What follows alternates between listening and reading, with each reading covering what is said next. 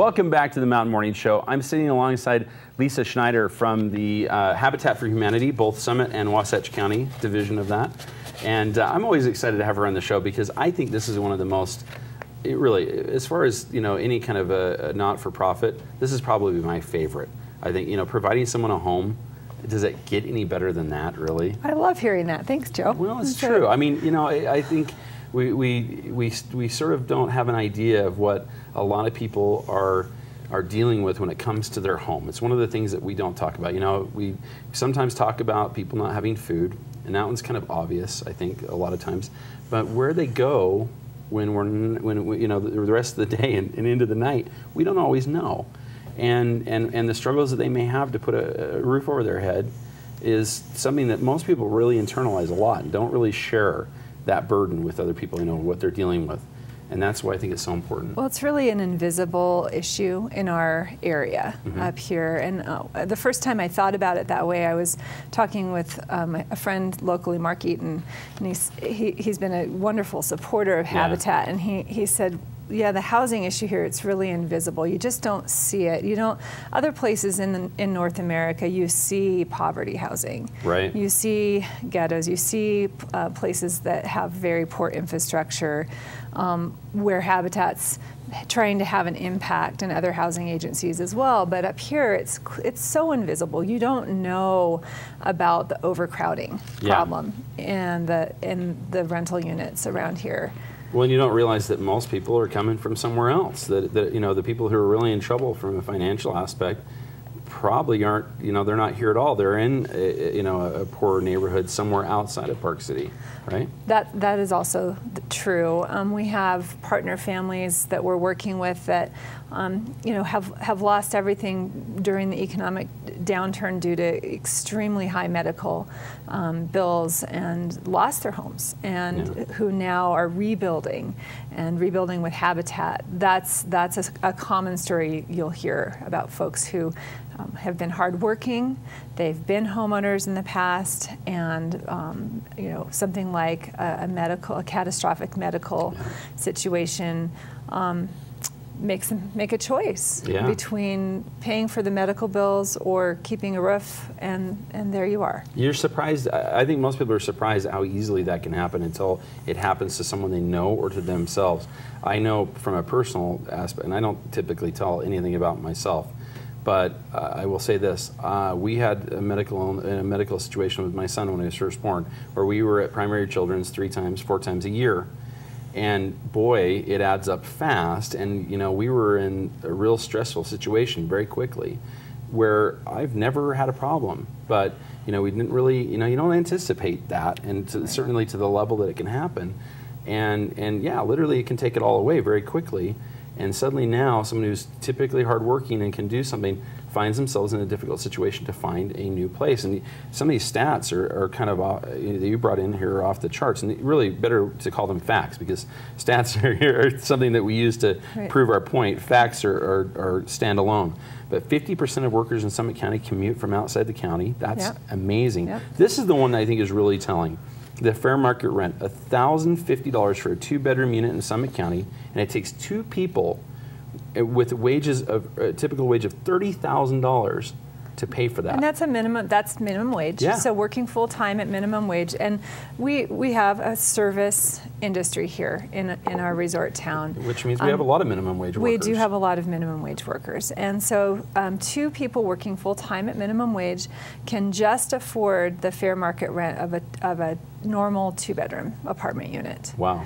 And when you start throwing kids into the mix, and a family, and all of us want those those great things that we want to raise a family, we want to have the American dream, but when you start doing that and start trying to live your life, wow, it can really get kind of crazy. And that's where we start seeing some overcrowding issues, where you'll have perhaps multiple generations living in an apartment unit and that kind of thing, where people are working different shifts, maybe even around the clock, and it works on the one hand, but is it thriving or is it surviving? Right.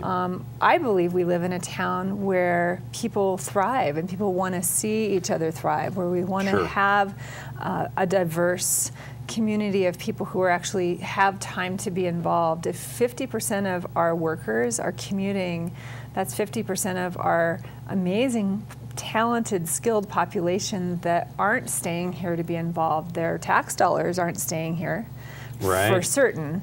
But they're heading back down Parley's or back over to Heber, wherever they're going after work to get home in time to make dinner for their families. And that's okay. Some people choose that, but I am aware of a lot of people. We get calls weekly of folks who would like to be able to live more closely to where they're working, to be able to have their kids going to school near where they're working, and that kind of thing makes for a more involved community. It's obvious that we can say that we're in with our economic downturn, that we can say that we are living in an era very much like the Depression, the Great Depression, where people are doing that. I remember my grandparents telling me about how they did the same. They called it the Great House. Everybody moved into it. That was the choice that they made. And that is a lot of what, kind of very descriptive of what you're saying. So we see some things that are a lot like that. We also see people who are still keeping a very positive attitude, even with that, which I think is what keeps us from being in what would be the typical of a depression, I think. But, it's clearly there's a need here. We're very adaptable, aren't we? We adapt to circumstances and make adjustments as needed, and that's how it should be. What I think about are things like how much are people paying in an affordable, what is an affordable mortgage for working folks? So if folks are earning $60,000 a year, they're not able to purchase a home in Summit County very easily, unless maybe they have an inheritance or something unique happens. Through Habitat, our programs enable people to purchase a very nice, simple, and decent home at that income level and pay a mortgage that costs much, much less than the fair market rent costs. So that $500 to $600 a month savings, where does that go? That goes to better food. It goes to better health care for the family. It might go to saving for college or saving for retirement. That's a lot of money every month for a working family. And that really counts. That's also a huge economic impact in our community. For every home that Habitat builds, it's slightly over $1 million economic impact in our community if you use a multiplier of 7. So the way that looks is every dollar that gets spent into a Habitat home and those mortgage dollars that come back to Habitat and the family that's living in the community, those are dollars spent in the community times 7. It gets paid forward again and again. In the same way that Habitat for Humanity mortgage dollars get paid forward. Those dollars don't pay for my salary. Those dollars go into the Fund for Humanity and they get paid forward into the next Habitat projects. That is really great. So, you guys are doing some really good stuff with this. You mentioned one that was kind of interesting, the inheritance idea. I had a real good friend who inherited a home right off the main drag into Park City. Inherited the home, it was his. And because of the fact that that home was such a high value home, the tax on it was so high that he couldn't keep it. He had no choice. He didn't want to get rid of it. It had been in the family for 3 or 4 generations. He actually had to sell that home because he couldn't afford the taxes. And the taxes were the size of a significant mortgage.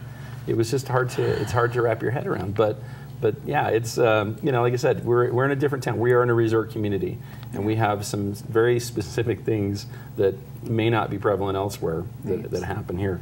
Well, tell me about. I want to just revisit the folks that moved into the last home you built. We did a little story on that, and they were such a great little family. How are they doing? As far as I know, Lisa and the kids are doing really, really well. Really? I drive by their home often because home. we've started the next home right next door. Is it right next door? Well, if you drive by today, there's a big hole in the ground, and footing and foundation work should begin this week. So framing is scheduled to start the first part of September. So we're on the fast track to get that home framed and dried in before winter comes. I think the family's doing really, really well. And what I know from Lisa is that she wants to stay involved with Habitat. This program brings, when you're in partnership, it brings dignity. It's not a handout. Right. It's not a program that says, "Oh, poor you. Here, let's help." No. I'm a firm believer. Helping hand. I am a firm believer in teaching people how to fish. Yeah. And that is how Habitat works. We're really a hand up. We partner with community. We partner with our families who purchase the homes from us. And it brings so much dignity. And that's really what people want. At the end of the day, people want to feel proud of what they're doing with their lives. And it's just incredibly gratifying to be part of that kind of program. There is so much opportunity for someone to be part of that. From everything from the professionals, the builders, to the volunteers that provide food for the people working, to every little aspect. People who come through later and maybe do some finish work, or people who provide some paint. There's something for everybody, isn't there? There are so many ways to be involved, and I really encourage our community, and when I say our community, I mean our mountain town communities. Right. I mean Midway and Heber and Camas and Oakley and Colville and Park City, all of our mountain town communities where our organization serves. You will know more about what's going on with housing issues and other issues when you can carve out a little time to get involved. And there's so many ways. So you can be involved on a committee, our Family Services Committee, for example. You could come and volunteer in our office a day a week and be administrative support. You could get involved on our events team, very fun group of ladies. Gentlemen, we welcome gentlemen as well. Yeah. But it just seems to be that the gals really want to like do this overall ball. And thank goodness for Shirley Wright, who has just taken a great leadership role and rallying the team, and Laura Lewis and Julie Stevens. These gals have they're rocking. They're when is fun.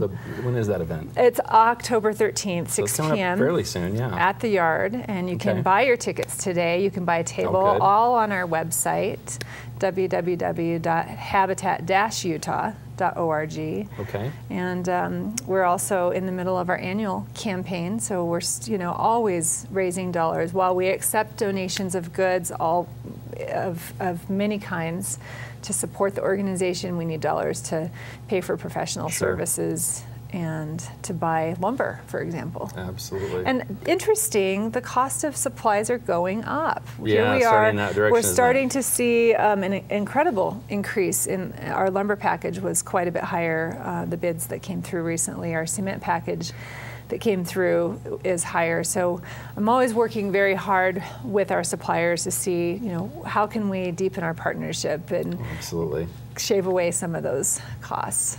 Well, I hope some people out there that have that opportunity are listening, because it's certainly, and watching. I think it's such a great organization. I'm so proud to even spend a little time with you with it every time. I think it's just a tremendous opportunity. I think we need to get you out on a build. I think definitely. I think you're going to love it. I can swing a hammer, and I'm ready to do it. It is pretty life-changing. You see people come out and they walk away, and then forevermore they drive by that house. I framed that wall. That's right. I painted that. That's really true. It's really cool. Thank you so much for being on the show, as always. Thanks for having me. Website once again? www.habitat-utah.org. And the ball is October 13th, and tickets and tables are on sale now. All right. Okay. Get those right away. We'll be back with more of the Mountain Morning Show in just a minute.